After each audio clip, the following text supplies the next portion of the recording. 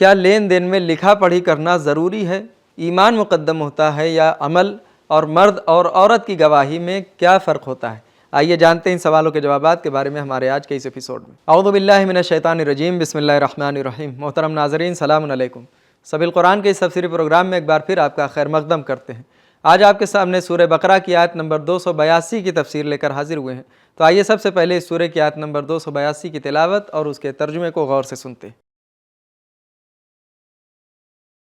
كتاب أنزلناه إليك مبارك ليدبروا آياته وليتذكر أولو الألباب بسم الله الرحمن الرحيم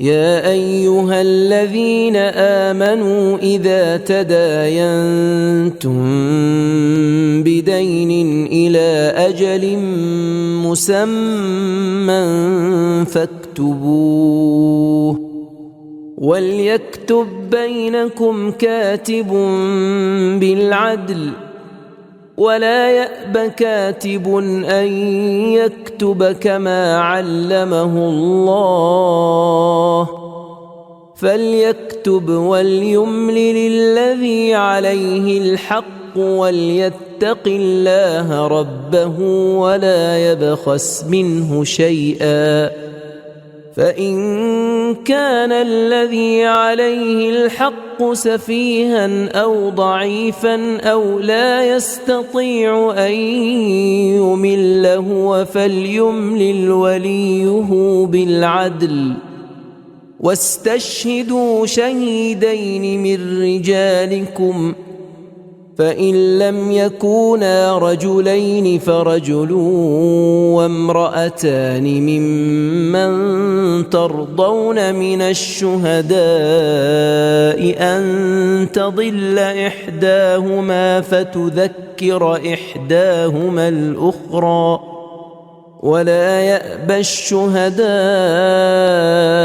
إذا ما دعوا ولا تسأموا أن تكتبوه صغيرا أو كبيرا إلى أجله ذلكم أقسط عند الله وأقوم للشهادة وأدنى ألا ترتابوا إلا أن تكون تجارة حاضرة تديرونها بينكم فليس عليكم جناح ألا تكتبوها وأشهدوا إذا تبايعتم ولا يضار كاتب ولا شهيد وَإِن تَفْعَلُوا فَإِنَّهُ فُسُوقٌ بِكُمْ وَاتَّقُوا اللَّهَ وَيُعَلِّمُكُمُ اللَّهُ وَاللَّهُ بِكُلِّ شَيْءٍ عَلِيمٌ۔ اے وہ لوگوں جو ایمان لے آئے ہو، جب تم ایک مقررہ مدت کے لیے آپس میں قرض کا کوئی معاملہ کرو تو اسے لکھ لیا کرو، اور لکھنے والے کو چاہیے کہ وہ اپنے معاملے کی سند کو عدل و انصاف کے ساتھ ٹھیک ٹھیک لکھے، اور جو لکھنے کی قدرت رکھتا ہے اسے لکھنے سے انکار نہیں کرنا چاہیے۔ جس طرح خدا نے اسے لکھنا پڑھنا سکھایا ہے اسی طرح اسے بھی خدا کی مہربانی اور عنایت کے لحاظ میں لکھ دینا چاہیے۔ جس کے ذمے قرض عائد ہوتا ہے اسے چاہیے کہ وہ لکھواتا جائے اور لکھنے والا اسے لکھتا جائے اور خدا سے ڈرتا رہے اور کسی چیز کی کمی نہ کرے۔ اگر قرض لینے والا کم عقل یا عقلی طور پر کمزور یا گونگا ہونے کی وجہ سے لکھوا نہ سکتا ہو تو ضروری ہے کہ اس کے بجائے اس کا ولی عدل و انصاف کو پیش نظر رکھتے ہوئے مال کی مقدار اور مدت لکھوا دے۔ اس حق پر اپنے لوگوں میں سے 2 لوگوں کو گواہ ٹھہرا لیا کرو، اور اگر 2 مرد نہ ہوں تو پھر 1 مرد اور 2 عورتیں منتخب کرو جن پر تم راضی ہو، تاکہ اگر ان میں سے ایک بھول جائے تو دوسرا اسے یاد دلائے۔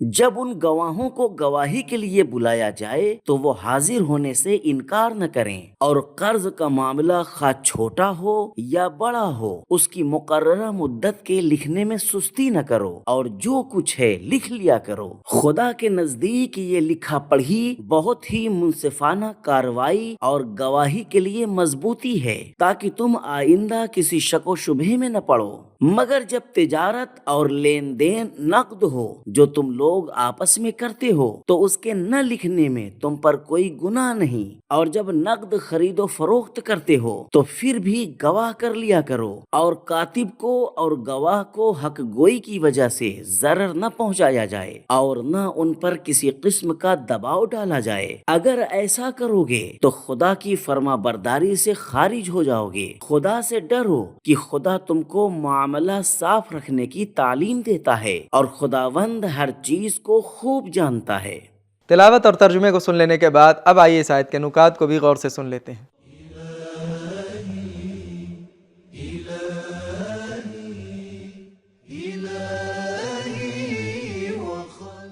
مذکورہ آیت قرآن پاک کی سب سے بڑی آیت ہے۔ اس میں کچھ قانونی مسائل بیان کیے گئے ہیں اور بتایا گیا ہے کہ تجارتی اور کاروباری اسناد کو کس لیے مرتب کیا جاتا ہے۔ یہ اسلام کا ایک معجزہ ہے جو اس کی باریک بینی اور جامعیت کی دلیل ہے کہ اس نے جاہلیت کے دور اور پسماندہ لوگوں میں قانونی مسائل کو پیش کیا ہے۔ تداینتم کا لفظ دین سے ہے جس کے معنی قرض ہے۔ اس میں ہر غیر نقدی معاملہ، قرض اور خرید سلف شامل ہے۔ حدیث میں آیا ہے کہ اگر کوئی شخص لین دین میں تحریر اور گواہ کا اہتمام نہ کرے اور اس کے مال کے تلف ہونے کا اندیشہ پیدا ہو جائے تو اگر وہ خدا سے اس بارے میں دعا کرے تو خدا اس کی دعا کو قبول نہیں کرتا، بلکہ فرماتا ہے کہ تو نے میرے حکم پر عمل کیوں نہیں کیا۔ کنز الدقائق جلد نمبر 2 صفحہ نمبر 467۔ اگر کسی کے شخصی حقوق کی حفاظت ضروری ہے تو بیت المال کی حفاظت اس سے کہیں زیادہ ضروری ہے۔ نقد کے معاملات میں تحریر اور نظم و ضبط کی پابندی اچھی بات ہے، لیکن ادھار کے معاملات میں اس کی زیادہ ضرورت ہے، کیونکہ میعادی لین دین کے بارے میں ممکن ہے کہ معاملے کا کوئی طرف یا گواہ اس دنیا سے رخصت ہو جائے یا بھول جائے، لہذا ضروری ہے کہ تحریر کی پابندی اختیار کی جائے۔ لکھنے کا جو حکم دیا گیا ہے اس سے معلوم ہوتا ہے کہ تحریر کردہ سند عادل گواہوں کے ساتھ قابل قبول ہے، جسے دلیل کے طور پر کہیں بھی پیش کیا جا سکتا ہے۔ اس آیت سے استفادہ ہوتا ہے کہ اسلامی معاشرے کے تمام افراد کو ایک دوسرے کے حقوق کی حفاظت اور حمایت کرنی چاہیے، کیونکہ ہر معاملے میں لکھنے والے اور گواہوں کی ضرورت ہوتی ہے۔ پورے جزیرۃ العرب میں جب پڑھے لکھے افراد کی تعداد صرف 17 عدد تھی، اس وقت لکھنے کے بارے میں اس قدر تاکید اس بات کی دلیل ہے کہ اسلام علم حاصل کرنے اور دوسروں کے حقوق کی حفاظت پر بہت زیادہ توجہ دیتا ہے۔ نکات کو سن لینے کے بعد اب آئیے اس آیت میں موجودہ پیغامات کو بھی غور سے سنتے ہیں۔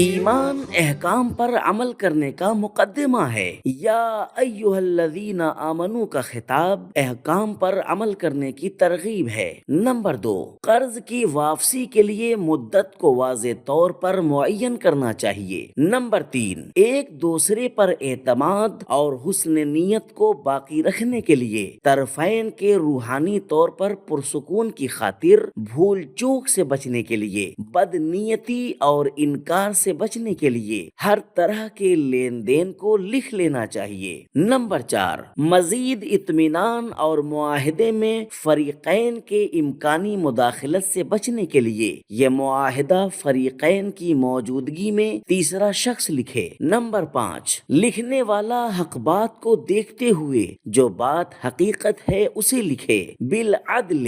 لکھنے والے کے انتخاب میں شرط یہ ہے کہ اس کے قلم میں عدل ہو۔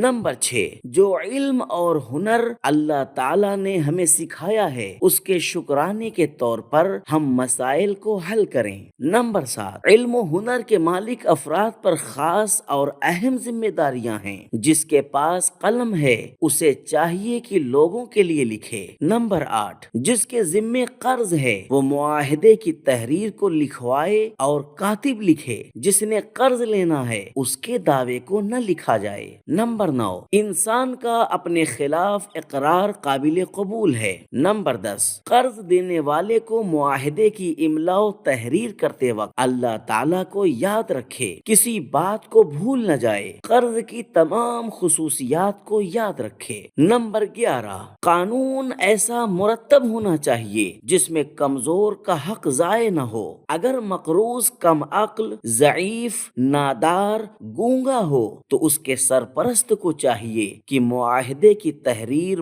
بول کر لکھوائے اور کاتب لکھے۔ نمبر 12، کم عقل اور کمزور لوگ اجتماعی معاملات میں سرپرست کے محتاج ہیں۔ نمبر 13، محروم اور پسے ہوئے طبقوں کی طرف سرپرست و ذمہ دار حضرات کی توجہ ضروری ہے۔ فَلْيُمْلِلْ، یہ امر کا صیغہ اس کام کے ضروری ہونے پر دلیل ہے۔ نمبر 14، گواہ بننے اور گواہی دینے میں مردوں کو خواتین پر ترجیح حاصل ہے۔ نمبر 15، گواہ عادل ہوں اور فریقین ان سے مطمئن اور راضی ہوں۔ نمبر 16، مردوں میں ہر ایک کوئی اکیلا ایک گواہ ہو سکتا ہے، لیکن اگر ایک مرد اور 2 عورتیں گواہ ہوں تو 2 عورتوں کی گواہی مل کر ایک گواہی ہوگی، تاکہ اگر ایک غلطی یا لغزش کرے تو دوسری اسے یاد دہانی کرا دے۔ ایک مرد کی جگہ پر 2 عورتوں کی گواہی اس لیے مقرر کی گئی ہے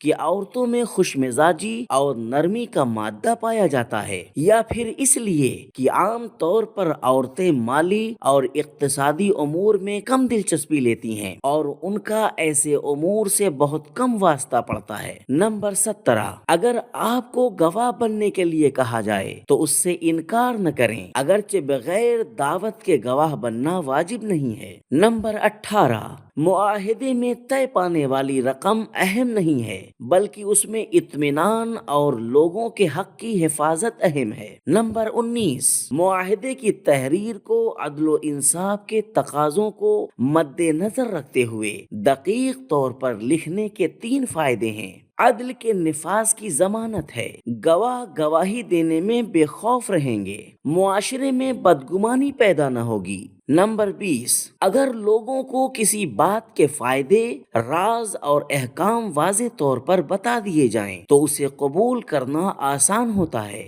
نمبر 21، معاہدہ تحریر کرنے کے سلسلے میں آج وقت کا ضائع ہونا کل کے فتنہ و فساد اور اختلاف سے بہتر ہے۔ نمبر 22، نقد کے لین دین میں تحریر کرنا ضروری نہیں ہے۔ نمبر 23، نقد کے معاملے میں چاہے تحریر ضروری نہیں ہے لیکن پھر بھی کسی کو گواہ بنا لینا اچھا ہے۔ نمبر 24، کاتب اور گواہ دونوں امان میں ہیں، فریقین میں سے کسی کو انہیں حق لکھنے اور حق بیان کرنے پر نہ ڈرانا دھمکانا چاہیے اور نہ انہیں کسی قسم کی کوئی تکلیف پہنچانی چاہیے۔ نمبر 25، اگر گواہی دینے اور تحریر لکھنے میں زیادہ وقت خرچ ہوتا ہو یا کئی ایک مشکلات کا سامنا ہوتا ہو تو ایسی صورت میں گواہ اور کاتب کی مالی مدد ہونی چاہیے، ورنہ دونوں کو نقصان اٹھانا پڑے گا۔ نمبر 26، کاتب اور گواہ کو یہ حق حاصل نہیں ہے کہ وہ معاہدے کی تحریر کو اس طرح منظم کریں کہ فریقین میں سے ایک کو اس کا نقصان اٹھانا پڑے۔ نمبر 27، معاہدے میں کسی قسم کی خرابی جس کی طرف سے بھی ہو گناہ ہے۔ نمبر 28، کاتب اور گواہ لوگوں کے حقوق کی سرحدوں کے محافظ ہیں، اس حد کو پار کرنا حقوق کی خلاف ورزی اور فسق ہے۔ نمبر 29، پاک و پاکیزہ دل اور متقی قلب آئینے کی طرح علوم و حقائق کو اپنے اندر منعکس کر لیتا ہے۔